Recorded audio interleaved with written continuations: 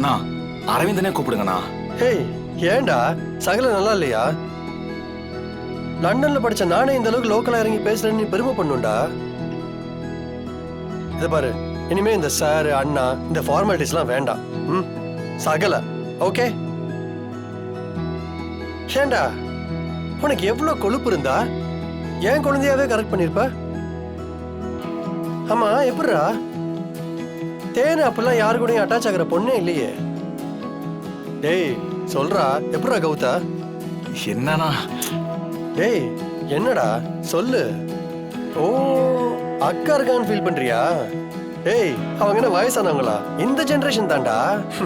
அவளுக்கு இதெல்லாம் தெரியாதா என்ன? நீ சொல்லு. அரவிந்த், வெக்கப்படாதீங்க. அதெல்லாம் நான் ஒன்னும் தப்பா எடுத்துக்க மாட்டேன். சொல்லுங்க. தேனை எனக்கு பார்த்த உடனே பிடிச்சு போச்சு. ஒரு 2-3 தடவை மீட் பண்ணோம், பேசணும். அவங்களுக்கும் என் கேரக்டர் ரொம்ப பிடிச்சு போச்சு. லவ் பண்ண ஆரம்பிச்சிட்டோம். போன்ல தான் பேசிக்கிட்டு இருந்தோம். அடிக்கடி இந்த வெளியில போறது, ஊர் சுத்துறது, அந்த மாதிரிலாம் எதுவுமே பண்ணல. டேய் டேய் ஐயோ அடிக்காதடா. டெய்லி தேனு வீட்டை விட்டு வந்ததுல இருந்து 1 கிலோமீட்டருக்கு பைக்ல பிக்கப் பண்ணி காலேஜ்ல டிராப் பண்ணிருக்கான். இதையே பல மாசமா வேலையா பண்ணிருக்க நீ. இப்போ ஒண்ணு இல்ல டிராமா பண்ணிட்டு இருக்கான். ஐயோ அப்படியெல்லாம் இல்லண்ணா. எங்களுக்கு மீட் பண்றதுக்கு டைமே கிடைக்காதா, அதனாலதான். அதனால டிரைவிங்ல உங்க காதல வளர்த்துருக்கீங்க.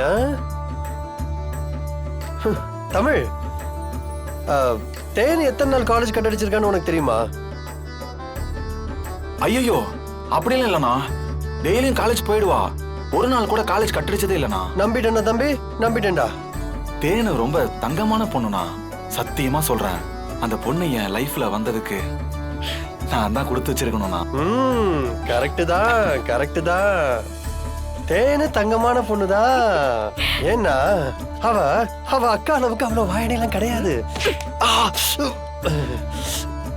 என்னண்ணா என்னாச்சு?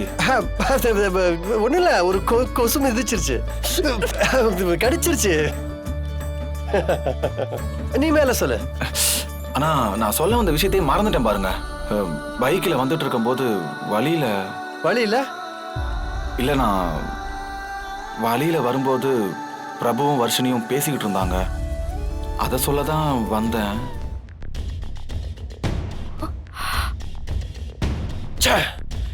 இவ்வளவு நடந்ததுக்கு அப்புறமும் என் தங்கச்சி பின்னாடி சுத்திட்டு இருக்கான்ல, அவன் திருந்தவே மாட்டான். அவன சிபி, என்ன இருங்க, அவசரப்படாதீங்க. இல்ல தமிழ், எல்லாத்துக்குமே பொறுமையா இருக்க முடியுமா? அவனுக்கும் நமக்கும் ஒண்ணும் இல்லைன்னு அன்னைக்கு பேசி முடிச்சோம்ல, அப்புறம் என்ன?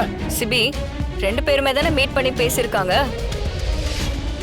அப்படி இருக்கும்போது நம்ம ஒரு ஆள் கிட்ட மட்டும் கோவப்படுறது தப்பு இல்ல. வர்ஷினி வரட்டும், முதல்ல அவகிட்ட பேசலாம். அவ சொல்றதையும் கேட்போம். நீங்க அதுக்கப்புறம் பிரபு கிட்ட பேசிக்கோங்க.